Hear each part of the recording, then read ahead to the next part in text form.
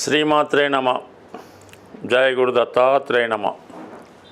ఈ వీడియోలో మనం 2025వ సంవత్సరం మే నెల 18వ తారీఖున రాశులలో మార్పు చెందుతున్న రాహువు మరియు కేతు గ్రహాలు. అంటే ప్రస్తుతం రాహు మీనరాశి నుంచి కుంభరాశిలోకి, కేతువు కన్యారాశి నుంచి సింహరాశిలోకి మారడం జరుగుతుంది. ఇప్పుడు మనం వివిధ రాశుల వారి మీద రాబోయే 18 నెలల్లో కేతుగ్రహం ఎటువంటి ప్రభావాన్ని చూపడం జరుగుతూ ఉంది అన్న విషయాన్ని మనం ఈ వీడియోలో పరిశీలిద్దాం. సాధారణంగా రాహు కేతువులు ఒక 180 డిగ్రీస్ యాంగిల్లో ఉంటూ రెండు ఒకేసారి రాశులు మారడం జరుగుతూ ఉంటుంది. అంటే ఇప్పుడు రాహు కేతువు రెండు గ్రహాలు ఒకసారి మారినప్పటికి కూడా రాహు ఏ భావంలో ఉంటాడో ఆ భావం యొక్క ఫలితాల్ని ఎక్స్పాండ్ చేయడం జరుగుతూ ఉంటుంది. అయితే కేతువు ఏ భావంలో ఉంటే ఆ భావ ఫలితాలని తగ్గించడం జరుగుతూ ఉంటుంది. అంటే కేతువు జ్ఞానకారకుడు, వైరాగ్యకారకుడు, అలాగే బ్రహ్మచర్యానికి కారకుడు. ఏదైనా త్యాగానికి సిద్ధంగా ఉండే గ్రహం కేతు గ్రహం కాబట్టి సాధారణంగా కేతువు హృదయంతో ఆలోచించడం జరుగుతూ ఉంటుంది. అంటే రాహు హెడ్, అందుకని రాహుకి ప్రపంచంలో అన్నీ తనకే కావాలని, సంపదంతా తన సొంతమే కావాలని, తను మాత్రమే బాగుండాలనే రాహు ఆలోచన ఉంటుంది. రాహు అంటే కేవలం తల, అది ఆకాశం నుంచి భూమిలోకి, అంటే భూమిలో ఉన్నటువంటి తన దేహం కోసం చూస్తూ ఈ ప్రపంచంలో ఉన్నటువంటి కోరికలన్నీ తనకు కావాలని కోరుకుంటాడు రాహు. అందుకే రాహు ప్రభావం ఉన్నటువంటి జాతకులు అనేక అనైతిక అక్రమ మార్గాల ద్వారా ధనాన్ని సంపాదించడం జరుగుతూ ఉంటుంది. మరి కేతు అలా కాదు. కేతు కేవలం మొండె భాగం మాత్రమే, అంటే తల లేకుండా కేవలం మొండెం మాత్రమే ఉంటుంది. మరి కేతువు ఆకాశం వంక చూడటం వల్ల జ్ఞానకారకుడు, వైరాగ్యకారకుడు అవుతూ ఉంటాడు. ఏ కోరిక, ఏ వ్యామోహం ఉండదు. మరి అందరూ బాగుండాలి, అందరూ క్షేమంగా ఉండాలి అన్నటువంటి ఆలోచనతో రాహు కేతు ఉండడం జరుగుతుంది.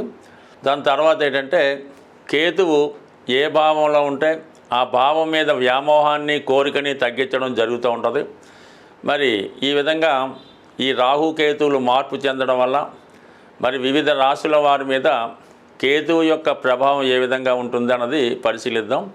సాధారణంగా కేతువు విఘ్నేశ్వరుడు యొక్క ప్రతిరూపంగా చెప్పడం జరుగుతూ ఉంటుంది. అందువలన ఈ కేతువు ఏ రాశిలో ఉంటే ఆ రాశికి సంబంధించిన ఫలితాలు మనకు కావాలంటే ఎక్కువగా విఘ్నేశ్వరుని ఆరాధించడం వల్ల, అలాగే కొత్త విషయాలు తెలుసుకోవాలన్నా, మనలో ఉన్నటువంటి జ్ఞానాన్ని పెంచుకోవాలన్నా, విజ్ఞాన సంపద పెరగాలన్నా కేతువు యొక్క ఆశీస్సులు తప్పక ఉండవలసిందే. అయితే రాహు కేతువు రెండు ఎదురెదురు రాశుల్లో ఉండడం వల్ల కంపల్సరిగా వీళ్ళిద్దరి ప్రభావం కలిపే వివిధ రాశుల మీద రావడం జరుగుతుంటుంది. ఆ కారణం వల్ల ఏంటంటే ఎక్కువగా రాహు డామినేట్ చేస్తున్నప్పుడు కూడా కొన్ని సందర్భాల్లో కేతువు కూడా తన ఫలితాన్ని ఇస్తూ జాతకుడిని మోక్షం వైపు నడిపించే ప్రయత్నం చేస్తూ ఉంటాడు. మరి ఇప్పుడు మనం మిగతా రాశుల వారికి ఈ మే నెల 18వ తారీఖున మార్పు చెందినటువంటి ఈ రాహు కేతువులు ఏ విధమైన ప్రభావం చూపుతారో వివరంగా తెలుసుకునే ప్రయత్నం చేద్దాం. వీడియోలో మనం మే 18వ తారీఖున మారబోతున్న కేతుగ్రహ ప్రభావం సింహరాశి వారికి ఏ విధంగా ఉండబోతుంది అని పరిశీలించినప్పుడు సింహరాశి వారికి కేతువు రాశిలోకే ప్రవేశించడం జరుగుతూ ఉంది. అంటే ఒక విధంగా ఈ రాశి వారికి వారి యొక్క విజ్ఞానాన్ని, తెలివితేటల్ని పెంచుకునే ప్రయత్నం జరుగుతూ ఉంటుంది. గతంలో ఎప్పుడో జరిగిపోయినటువంటి సంఘటనలు కానీ మీరు అభ్యసించిన శాస్త్ర సంబంధించిన విషయాలు ఇప్పుడు అవసరంకి రావడం వల్ల మీరు మళ్ళా ఆ విజ్ఞానాన్ని తిరిగి తెలుసుకునే ప్రయత్నంలో ఏదైనా మీ దగ్గర ఉన్నటువంటి పాత పుస్తకాలు కానీ గ్రంథాలు కానీ బయటికి తీసి వాటిని మళ్ళీ ఇంకొకసారి చదివే ప్రయత్నం జరుగుతూ ఉంటుంది. ఏదైనా రాశిలోకి కేతువు ప్రవేశించినప్పుడు జాతకుల్లో ఒక విధమైనటువంటి వైరాగ్యం, నిరాశ, నిస్పృహ ఏర్పడుతూ ఉంటుంది. చాలా నిస్వార్థంగా ఆలోచించడం జరుగుతూ ఉంటుంది. ఎటువంటి అన్యాయం, ఇబ్బందులు లేకుండా నిజాయితీగానే ధనం సంపాదించాలి, అందరినీ కూడా సమానంగానే చూడాలి అన్నటువంటి ఆలోచన కలుగుతూ ఉంటుంది. వారి యొక్క వేషధారణలోనూ నడవడికలోనూ మార్పు వస్తుంది. ధర్మం కోసం, న్యాయం కోసం పోరాడాలనే పట్టుదల ఎక్కువగా పెరుగుతూ ఉంటుంది. ఇది అటు రాజకీయ రంగంలో ఉన్నవాళ్ళకి కూడా, అలాగే న్యాయశాస్త్రం, వైద్య వృత్తి, ఇండిపెండెంట్గా ఏ వృత్తిలో ఉన్నా ఇటువంటి ఎండోమెంట్ సంబంధించిన కానీ వేదాలకు సంబంధించిన వాటిలో చాలా నిగూఢంగా కృషి చేసి ఎవరికి తెలియనటువంటి విషయాలు తెలుసుకునే ప్రయత్నం జరుగుతూ ఉంటుంది. వృత్తిపరంగా ఒక విధమైనటువంటి గుర్తింపు, గౌరవం రావడం జరుగుతూ ఉంటుంది. అంటే కేతువు ఒక జెండా సింబల్ అన్నమాట. అంటే పూర్వం ఈ విజయానికి గుర్తుగా ఈ జెండా సింబల్ వాడుతుండేవారు. అంటే ప్రస్తుతం ఏదంటే ఫోటోకాల్లాగా, అంటే ఏదైనా వాళ్ళు వాడుతున్నటువంటి వాహనానికి పైన ఒక రెడ్ లైట్ ఏదో ఉంటుంటుంది ఫోటోకాల్లాగా. ఈ విధంగా ఒక అధికార హోదా, ప్రత్యేకమైనటువంటి గుర్తింపు రావడం జరుగుతూ ఉంటుంది. అలాగే మీరు చాలా సాంప్రదాయాలుగా ఉండడం జరుగుతూ ఉంటుంది. మీ ఇంట్లో మీ పూర్వీకులు వాడినటువంటి పురాతన వస్తువులు కానీ, వాడినటువంటి మంచాలు, కుర్చీలు అటువంటి ఏమైనా ఉంటే వాటిని చాలా జాగ్రత్త పరిచి వాటిని మీరు తిరిగి ఉపయోగించే ప్రయత్నం చేస్తారు. అలాగే గతంలో మీరు మీ పెద్దవారు నిర్మించినటువంటి దేవాలయాలు కానీ, ఏదైనా ధార్మిక సంస్థలు, విద్యాలయాలు, దేవాలయాలు ఉంటే వాటి మీద శ్రద్ధ పెట్టించి ఆగిపోయినటువంటి మీ కుటుంబ సాంప్రదాయాన్ని తిరిగి ప్రారంభించడం జరుగుతూ ఉంటుంది. అంటే ఏదైనా స్కూల్ ఉంటే దాన్ని చక్కగా పేద విద్యార్థులను చదివించడం, ఒక దేవాలయం ఉంటే దాన్ని పునరుద్ధరణ చేసి చక్కగా ఆ దేవాలయాన్ని శుభ్రంగా రిపేర్లు చేసి మంచి ప్రతినిత్యం పూజాది కార్యక్రమాలు జరిగేలాగా ఏదో ఒక చర్య తీసుకోవడం జరుగుతూ ఉంటుంది. అలాగే ఈ సందర్భంలో మీరు చాలా నిజాయితీగా, ధర్మబద్ధంగా వ్యవహరించడం జరుగుతూ ఉంటుంది. మీరు ఒక అధికారిగా ఉన్నప్పుడు ఎవరైనా తప్పు చేసినా నిర్మోహమాటంగా అదే విధంగా శిక్షిస్తారు. ఒకరికి ఏదైనా మీకు ఒక 10 మందికి ఉద్యోగాలు ఇవ్వాలని మీ చేతికి పవర్ ఉంటే అది కంపల్సరీగా నిజాయితీగా, సొంత బంధువు లేడు, తమ్ముడు లేడు, ఎవడు లేడు, కేవలం నిజాయితీగా ఎవరికైతే అర్హత ఉంటుందో, ఎవరికైతే మంచి మార్కులు వస్తాయో వాళ్ళకి మీరు జాబ్ ఇవ్వడం కానీ అవి జరుగుతూ ఉంటుంది. మీరు విద్యార్థులైతే విద్యలో గతంలో ఎప్పుడూ లేనంత విధంగా మీ యొక్క విద్య గ్రాస్పింగ్ పవర్ పెరగడం వల్ల, సంగ్రహణ శక్తి పెరగడం వల్ల మంచి మార్కులు రావడం జరుగుతుంటుంది. మీ యొక్క అభివృద్ధిని చూసి మీరే ఆశ్చర్యపోయే విధంగా ఉంటుంది. మీ యొక్క విజయం మీ యొక్క తల్లిదండ్రులకి గర్వకారణంగా ఉండే అవకాశం ఉంటుంది. అయితే ముఖ్యంగా కొన్ని విషయాల్లో వాయిదా వేస్తుంటారు. ముఖ్యంగా వివాహం, అంటే వివాహ సమయం వచ్చిందనుకోండి, ఏదో 26, 28, 30 వచ్చినా కూడా ఈ సమయంలో మీరు ఇంకా ఏదో సాధించాలి అనే పట్టుదలతో వివాహాన్ని వాయిదా వేయడం జరుగుతూ ఉంటుంది. అంటే సుమారుగా ఇక్కడ నుంచి రాబోయే సంవత్సరాల వరకు వివాహ విషయంలో సరైనటువంటి నిర్ణయం తీసుకోలేరు. ఇంకా మీరు సాధించవలసినటువంటి విషయం ఉండడం వలన అది సాధించిన తర్వాతే తీసుకుందాం, లేదంటే మనం అనుకున్న బాధ్యత పూర్తయిన తర్వాతే తీసుకుందామనే ఉద్దేశంతో వివాహాన్ని వాయిదా వేస్తుంటారు. అయితే కొంతమంది ఇదే సమయంలో మరి రాశిలో రాహు ఉన్నప్పుడు రాశిలో కేతు ఉంటే సప్తంలో రాహు ఉంటాడు కాబట్టి కొంత ఆదర్శ వివాహం లాంటిది కానీ ఇంటర్ క్యాస్టో ఆదర్శ వివాహం విడో మ్యారేజో ఇటువంటివి చేసుకోవడానికి మళ్ళీ అవకాశం ఉంటుంది. ఇది కారణంగా రాశిలో ఉన్నటువంటి కేతువు కూడా మీతో ఏదో ఒక సంస్కరణ లాంటి వివాహం చేసుకోవాలి, మన వివాహం అవతల వారికి ఉపయోగపడాలి, అలాగే మనం ఒక సంఘ సంస్కర్తగా కొత్త విషయాలకి ప్రోత్సహించాలనే ఉద్దేశంతో ఈ సమయంలో ఇటువంటి సాంప్రదాయేతర వివాహాలు చేసుకోవడం కానీ, వయసులో పెద్దగా ఉన్నవారిని కానీ, అలాగే రెండో పెళ్లి వారిని కానీ ఈ విధంగా వివాహం చేసుకోవడానికి, అంటే రాశిలో ఉన్నటువంటి కేతువు అటువంటి వైరాగ్యాన్ని ఇస్తూ ఉంటాడు కాబట్టి అటువంటి వివాహాలు జరగడానికి ఈ సమయంలో అవకాశం ఉంది. బట్ ఏదైనా ఈ సమయంలో మీరు చేసినటువంటి కార్యక్రమాలు చాలా వరకు మంచి గుర్తింపు రావడం జరుగుతూ ఉంటుంది.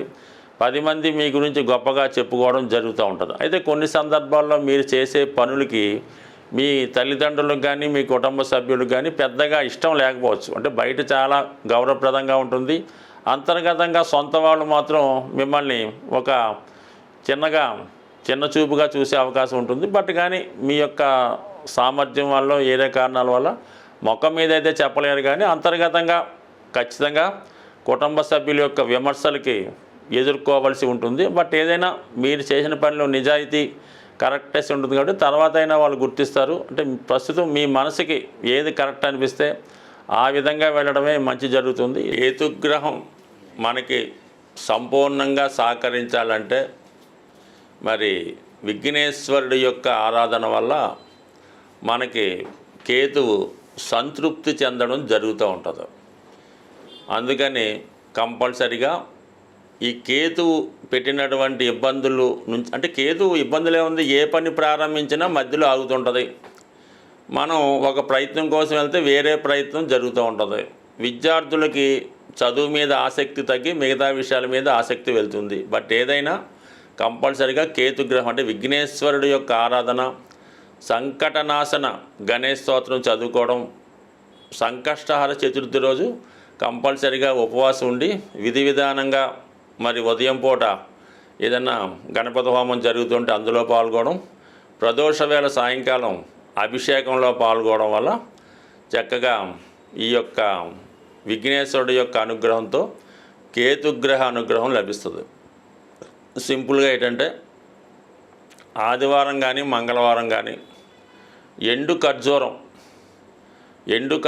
అన్నది ఒక 7 ఎండు ఖర్జూరాలు, అలాగే ఒక చిల్లర నాణం 10 రూపాయలదో 20 రూపాయల నాణ్యం తీసుకొని మరి అలాగే ఒక 7 మంది సాధువులకి, అక్కడ అంటే సాధువులు అంటే మామూలుగా అక్కడ టెంపుల్ దగ్గర ఉన్నటువంటి ఈ కాషాయ రంగు ధరించిన వాళ్ళకి ఒక 7గురికి డొనేట్ చేయడం వల్ల మనకి కేతుగ్రహ అనుగ్రహం లభిస్తుంది.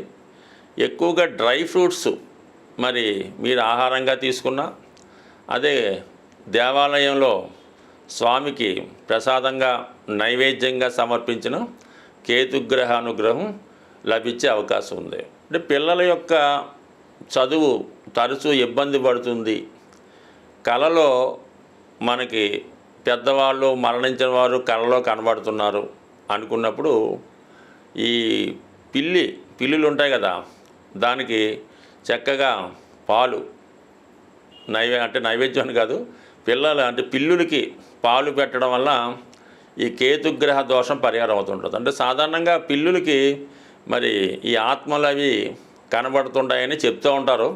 అది శాస్త్రాల్లో చదవడం తప్ప మనకైతే తెలియదు. కానీ సో ఏదైనా మనం గమనించినప్పుడు అర్థమవుతుంటుంది. ఇంట్లో మన పెంపుడు కుక్కకి ఈ పిల్లులకి కంపల్సరిగా చనిపోయిన వారి యొక్క ఆత్మలు కనబడుతూ ఉంటాయి.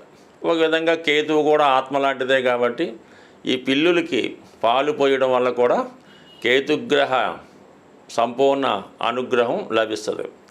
ఇంకా మీకు మరీ ఇబ్బందులుగా ఉంది, అసలు పిల్లవాడు ఏం మాట పట్టించుకోవట్లేదు, ఏమీ కుటుంబ విషయాలు ఏమీ పట్టించుకోవడం లేదు, చాలా వైరాగ్యంగా ఉన్నాడు, ఏదో పిచ్చి పట్టినట్టు దెయ్యం పట్టినట్టు తిరుగుతున్నాడు, జుత్తు అంతా పెంచుకున్నాడు, బట్టలు మార్చుకోవటం లేదు, స్నానం చేయడం లేదు అనుకున్న వాడిని ఏదైనా అంటే ఈ శ్రీశైలం తిరుపతి లాంటిలో కొన్ని ఆశ్రమాలు ఉంటాయి, ఋషుల యొక్క ఆశ్రమాలు అవి ఉంటుంటాయి, అందులో చేర్పించి కొన్నాళ్ళ పాటు అక్కడ సేవ చేసుకునే విధంగా పెట్టడం కానీ, లేదనుకుంటే కొంతగా బాగుంటే మీ దగ్గరలో ఉన్నటువంటి దేవాలయం పొద్దున్నే ఎర్లీ మార్నింగ్ 4 గంటలు లేచి పరిశుభ్రంగా దాన్ని శుభ్రం చేసి వచ్చిన భక్తులకు సేవ చేయడం ద్వారా కూడా కేతుగ్రహ అనుగ్రహం సంపూర్ణంగా లభిస్తుంది. అలాగే మరి ది బెస్ట్ రెమెడీ అంటే బ్రహ్మముహూర్తంలో లేచి విష్ణు సహస్ర అంటే బ్రహ్మముహూర్తంలో లేచి శుభ్రంగా కాలకృత్యాలు తీర్చుకున్న తర్వాత విష్ణు సహస్రనామాన్ని పారాయణ చేయడం వల్ల సమస్త దోషాలు తొలగే అవకాశం ఉంటుంది. అలాగే శివునికి రుద్రాభిషేకం చేసుకోవడం ద్వారా, అంటే ఏ దైవ కార్యక్రమం చేసుకున్నా కేతువు సంతృప్తి చెందుతూ ఉంటాడు. అంటే కేతువు సంతృప్తి చెందితేనే మీకు మిగతా గ్రహాల యొక్క అనుకూలత అది లభించే అవకాశం ఉంది కాబట్టి, బట్ ఏదైనా ఒక పని చేసినప్పుడు నమ్మకంతో నిజాయితీగా శాస్త్రంలో ఏ విధంగా ఉంటుందో ఆ విధంగానే చేస్తేనే ఫలితం వస్తుంది. దాని తర్వాత ఏంటంటే శాస్త్రాల్లో కూడా శక్తి కొలది అన్నారు. అంటే డబ్బులు లేనివాడు ఏదో ఒక 1/2 లీటర్ ఆవు పాలతో శివుడికి అభిషేకం చేయొచ్చు, కానీ బాగా కోటీశ్వరుడు కూడా అది వర్తించదు. అతని స్థాయికి తగ్గట్టుగా అతను అభిషేకం చేయించుకుంటేనే అతనికి ఆ ఫలితం వస్తుంది తప్ప అందరికీ ఒకే నియమైతే ఉండదు. బట్ కానీ పెద్దలు ఎన్ని చెప్పినా మన శక్తి కొలది ఆ పరిహారం చేసినప్పుడు, దేవుని పూజ చేసినప్పుడు ఆ ఫలితం మనకు దక్కుతుంది. కాబట్టి మరి సాధ్యమైనంత వరకు మీకు ఎంతవరకు సాధ్యమవుతుందో అంతవరకు చేయడం వల్ల మనకి ఈ గ్రహశాంతి జరిగి అనుకున్న ఫలితం రావడం జరుగుతూ ఉంటుంది. ఈ వీడియోలో నా వీడియోలు చూసి ఆదరిస్తున్నటువంటి ప్రేక్షకులకు కొన్ని సందేహాలు రావడం జరుగుతూ ఉంటుంది. ముఖ్యంగా మనం చెప్పినటువంటి ఈ గ్రహాల యొక్క విశ్లేషణ, రాశి ఫలాలు చెప్తున్నప్పుడు మనం కేవలం పరాశరే కాకుండా జెమిని, నాడి, కేపీ పద్ధతుల ద్వారా ఈ జాతకాన్ని విశ్లేషించడం అది జరుగుతూ ఉంటుంది. బట్ ఏదైనా శాస్త్రాన్ని 10 మందికి ఉపయోగపడాలనే చిన్న చిన్న పరిహారాలతో మీకు సొంతంగానే మీ జాతకాన్ని సరిదిద్దుకునే విధంగా మీకు కొంత నాలెడ్జ్ కలగాలనే ఉద్దేశంతో ఈ వీడియో చేయడం జరుగుతూ ఉంటుంది. ఈ వీడియోలు మీకు నచ్చినట్టయితే కంపల్సరీగా మీరు లైక్ చేయండి, షేర్ చేయండి, ముఖ్యంగా సబ్స్క్రైబ్ చేయడం కూడా మర్చిపోవద్దు. స్వస్తి.